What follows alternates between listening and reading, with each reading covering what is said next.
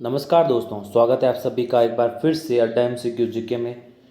दोस्तों, प्रयोगशाला सहायक भूगोल विषय का ये है चैप्टर नंबर दोस्तों 49 यानी 49वां चैप्टर। इससे पहले हम 48 चैप्टर पढ़ चुके हैं। लैब असिस्टेंट जियोग्राफी नाम से प्लेलिस्ट बनी है इस चैनल पर, उसमें दोस्तों आपको ये 48 सभी चैप्टर आपको मिल जाएंगे। तो शुरू करने से पहले अगर आपने इस चैनल को सब्सक्राइब नहीं किया है तो इस चैनल को सब्सक्राइब करें, पास में स्थित बेल आइकन को दबाएं ताकि समय समय पर आपको अपडेट मिलते रहें। और दोस्तों, ये चैप्टर हमारे जो पर्यावरणीय समस्याएं यानी प्रदूषण, अम्लीय वर्षा, हरितगृह प्रभाव और दोस्तों जो ओजोन क्षरण है, मुख्यतः दोस्तों ओजोन क्षरण और दोस्तों आपके हरितगृह प्रभाव से प्रश्न आने की पूरी संभावना है। तो बिना देरी के शुरू करते हैं आज के हमारे पहले प्रश्न के साथ। पहला प्रश्न दोस्तों आपके जल प्रदूषण को मापने हेतु निम्न में से कौन सी जांच की जाती है? ये जांच की जाती है दोस्तों आपके बीओडी। कौन सी जांच? बीओडी यानी बायोकेमिकल ऑक्सीजन डिमांड। ऑप्शन ब है दोस्तों इस प्रश्न का सही उत्तर।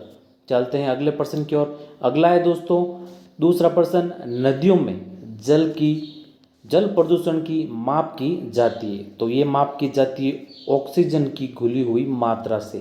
ऑप्शन द है इस प्रश्न का सही उत्तर। चलते हैं अगले प्रश्न की ओर। अगला है दोस्तों कि तेजाब वर्षा पर्यावरण में निम्न प्रदूषक के कारण होती है।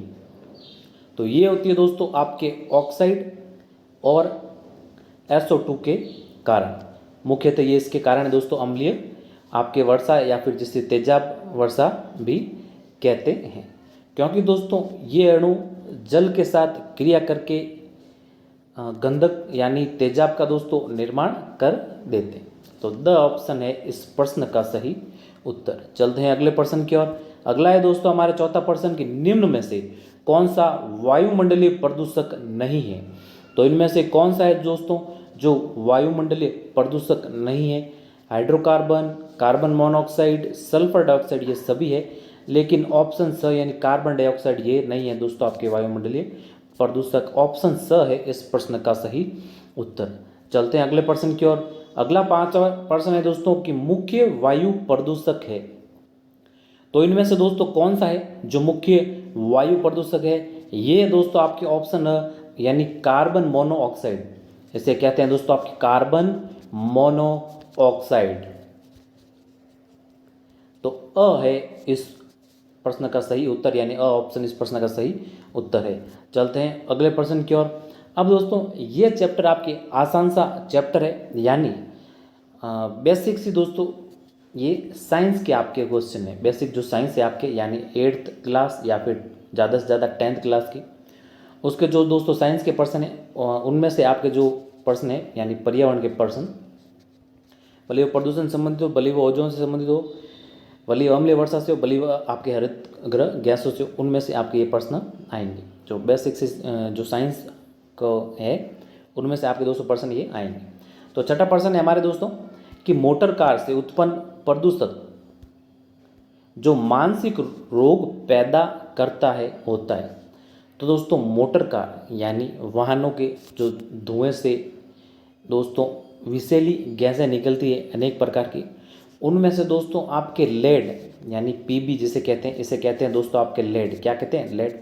ये आपके मानसिक रोग पैदा करने का दोस्तों कारण बनती है। तो ऑप्शन स है इस प्रश्न का सही उत्तर। चलते हैं हमारे अगले प्रश्न की ओर। अगला है दोस्तों सातवां प्रश्न कि कार्बन मोनोऑक्साइड एक प्रदूषक है क्योंकि दोस्तों ये क्या करता है? हीमोग्लोबिन से संयोग करता है। क्या करता है? हीमोग्लोबिन हमारे रक्त में पाया जाता है और दोस्तों हमारे श्वास के द्वारा ये चला जाता है हमारे शरीर में। कार्बन जो मोनोऑक्साइड है प्रदूषक है और हीमोग्लोबिन से संयोग करता है, जिससे दोस्तों श्वसन में बाधा जैसी दोस्तों गंभीर बीमारियां हो सकती है इस कार्बन मोनोऑक्साइड से। ये दोस्तों हमारे रक्त में पाया जाता है और इससे अनेक प्रकार की बीमारियां भी हो सकती है। हीमोग्लोबिन दोस्तों हमारे रक्त में पाया जाता है, ध्यान रखिएगा। तो ऑप्शन द है इस प्रश्न का सही उत्तर। चलते हैं अगले प्रश्न की ओर। अगला है दोस्तों हमारे आठवां प्रश्न कि निम्न में से कौन सा एक वाहन प्रदूषण का भाग नहीं है? तो इनमें से कौन सा है दोस्तों आपके जो वाहन प्रदूषण का भाग नहीं है? ये दोस्तों CO है, NO2 भी है, SO2 भी है, H2 ये दोस्तों आपके वाहन प्रदूषण का भाग नहीं है, यानी ऑप्शन अ है इस प्रश्न का सही उत्तर। चलते हैं अगले प्रश्न की ओर। अगला है दोस्तों कि ऊर्जा के किस रूप से प्रदूषण की समस्या नहीं होती है? कोयले के जलने से दोस्तों प्रदूषण की समस्या होगी, परमाणु भट्टियों आदि से दोस्तों ये भी होगी, पेट्रोल के जलने से तो होती है, आप सभी को पता है, लेकिन सौर ऊर्जा से, किससे? सौर ऊर्जा से दोस्तों आपके प्रदूषण की समस्या नहीं होती है। तो आसान सा प्रश्न दोस्तों, ऑप्शन द है इस प्रश्न का सही उत्तर। चलते हैं अगले प्रश्न की ओर। अगला है दोस्तों 10वां प्रश्न कि ब्राउन एयर शब्द का प्रयोग किसके लिए किया जाता है? तो दोस्तों ब्राउन एयर शब्द का प्रयोग आपके प्रकाश रासायनिक धुएं के लिए किया जाता है। ऑप्शन ब है इस प्रश्न का सही उत्तर। चलते हैं अगले प्रश्न की ओर। अगला है कि अम्लीय वर्षा के लिए जिम्मेदार प्रमुख गैसें हैं? तो ये आपके nitrous oxide, nitric oxide, sulphur dioxide, उपयुक्त सभी। ऑप्शन द है 11वां प्रश्न का सही उत्तर। चलते हैं अगले प्रश्न की ओर। अगला है दोस्तों कि अम्लीय वर्षा का पीएच मान कितना होता है? ये होता है दोस्तों आपके अम्लीय वर्षा का पीएच मान 5.6 से कम, कितना? 5.6 से दोस्तों कम होता है। तो ऑप्शन अ है इस प्रश्न का सही उत्तर। चलते हैं अगले प्रश्न की ओर। अगला 13वां प्रश्न की अम्लीय वर्षा में खाली जगह में वृद्धि का परिणाम है? तो अम्लीय वर्षा में दोस्तों किसका परिणाम है? यह है आपके दोस्तों वायु में SO2 और NO2 में वृद्धि का परिणाम। तो ऑप्शन स है दोस्तों इस प्रश्न का सही उत्तर। चलते हैं अगले प्रश्न की ओर। अगला है दोस्तों कि कहा जाता है कि ताजमहल मार्बल कैंसर से ग्रस्त है। ये मार्बल कैंसर क्या है?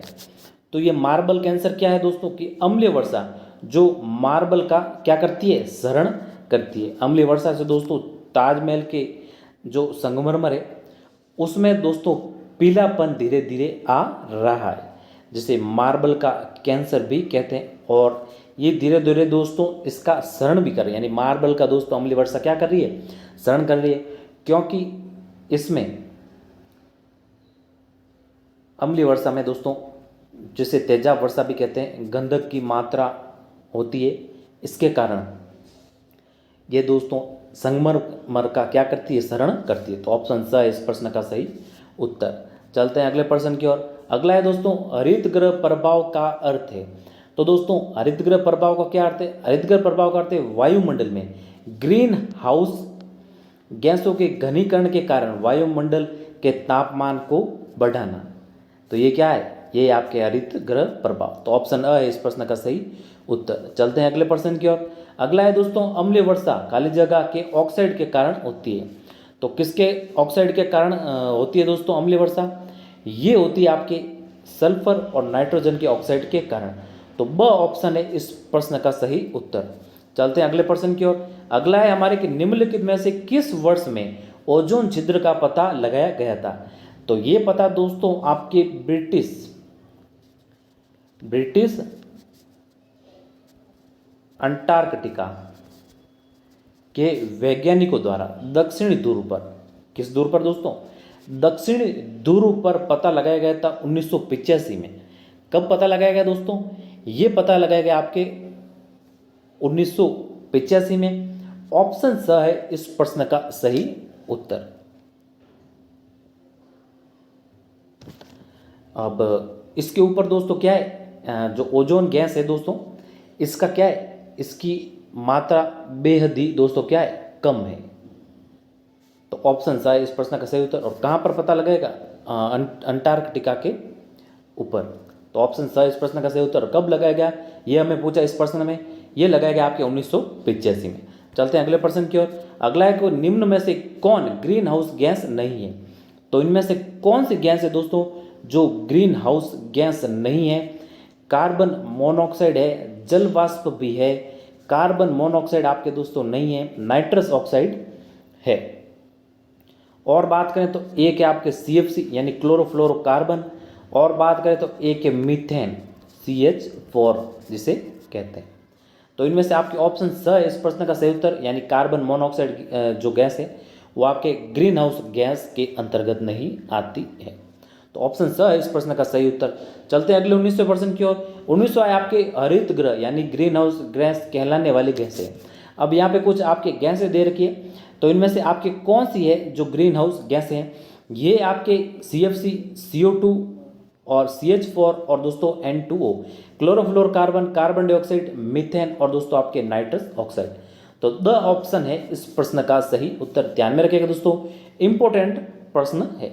चलते हैं अगले प्रश्न की ओर। अगला है दोस्तों हमारे 20वां प्रश्न की कौन सी गैस पृथ्वी पर हरितगृह प्रभाव में सर्वाधिक योगदान करती है? तो इनमें से कौन सी गैस है दोस्तों जो आपके हरितगृह में दोस्तों सर्वाधिक करती है? ये दोस्तों पिछले कुछ दिनों से, यानी दोस्तों जो आपके प्रदूषण हो रहा है और ईंधन आदि से दोस्तों CO2 की मात्रा बढ़ रही है, ये क्या कर रही है? ये सर्वाधिक योगदान करी हरितगृह प्रभाव में। तो ऑप्शन स है इस प्रश्न, यानी कार्बन डाइऑक्साइड। तो ऑप्शन स इस प्रश्न का सही उत्तर है। चलते हैं अब अगले प्रश्न की ओर। अगला है दोस्तों कि वायुमंडल में जिस ओजोन छिद्र का पता लगाया गया वह कहाँ स्थित है? तो दोस्तों ये कहाँ पर स्थित है? ये अंटार्कटिका के ऊपर स्थित है। और इसका पता कब लगाया गया? इसकी दोस्तों हम चर्चा कर चुके हैं 1985 में ब्रिटिश वैज्ञानिकों द्वारा, ब्रिटिश अंटार्कटिक वैज्ञानिकों द्वारा इसका पता लगाया गया दक्षिणी ध्रुव पर। कहाँ पर दोस्तों? दक्षिणी ध्रुव पर। और दोस्तों ध्रुवों पर सर्वाधिक इसका रिक्तीकरण पाया जाता है किसका? ओजोन का। ओजोन का सर्वाधिक रिक्तीकरण अगर पूछे कहाँ पाया जाता है, ये पाया जाता है दोस्तों आपके ध्रुवों पर। और इस प्रश्न का हमारे सही उत्तर है ऑप्शन ब। चलते हैं अब अगले 22वें प्रश्न की ओर। अगला 22वां प्रश्न दोस्तों की वायुमंडल में उपस्थित ओजोन परत अवशोषित करती है। तो ये किन को अवशोषित करती है? हिंदी में कहें तो दोस्तों आपके पराबैंगनी, किसको? पराबैंगनी किरणों को। और इन पराबैंगनी किरणों को अल्ट्रावायलेट किरणें भी या अल्ट्रावायलेट रेज भी कहते हैं, या फिर UV रेज भी दोस्तों कहते हैं। और पराबैंगनी दोस्तों किरणें आ जाए तो भी आप कंफ्यूज मत होइएगा। पराबैंगनी किरणें ही है जो क्या करती है, जो हमारे धरती पर पहुंचती है, लेकिन ओजोन परत इसका क्या कर लेती है? अवशोषण कर लेती है। अब दोस्तों जो पराबैंगनी किरणें ये बेहद ही हानिकारक किरणें, इससे आंखों के संबंधित बीमारियां और त्वचा संबंधित कैंसर जैसी दोस्तों ये गंभीर बीमारियां होती है इन पराबैंगनी किरणों के कारण। लेकिन ओजोन परत हमारी इससे क्या करती है? रक्षा करती है। लेकिन ओजोन परत का भी धीरे धीरे क्या हो रहा है?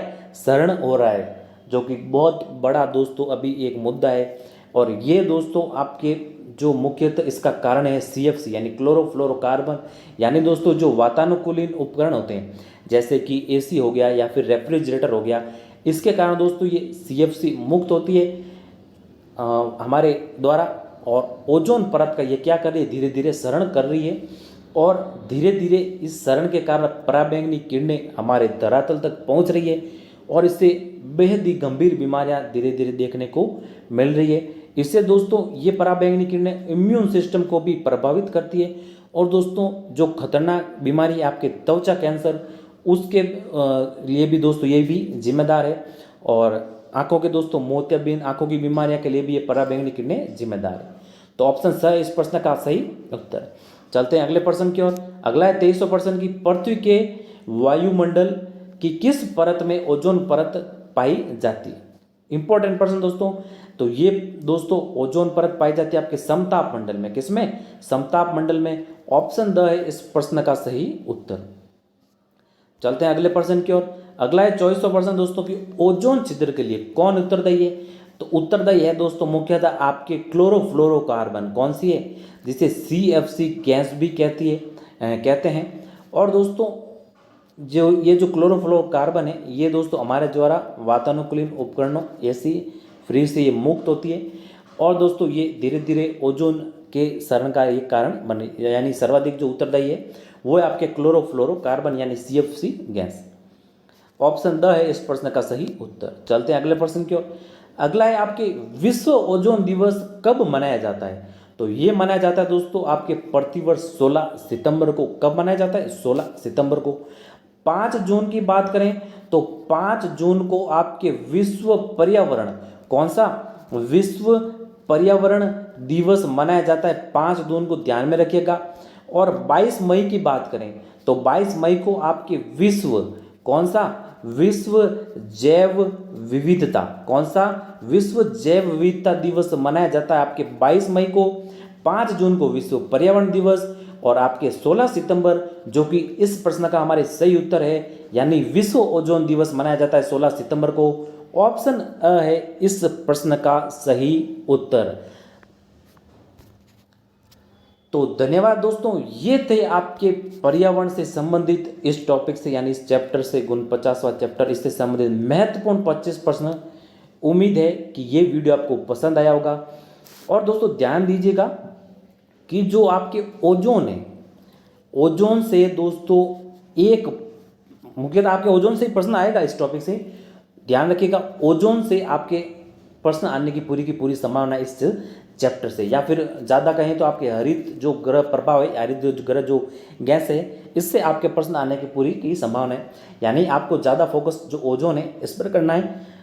पूरा दोस्तों जो भी ओजोन का शरण है, या फिर जो ओजोन के लिए उत्तरदायी जो ओजोन की उत्तरदायी गैस है, या फिर ओजोन किस में पाई जाती है, और ओजोन शरण के लिए जो उत्तरदायी गैस है, या फिर ओजोन का सर्वप्रथम पता कब लगाया गया था, ऐसे प्रश्न, इनमें से प्रश्न आने की आपके इसमें से संभावना है। धन्यवाद।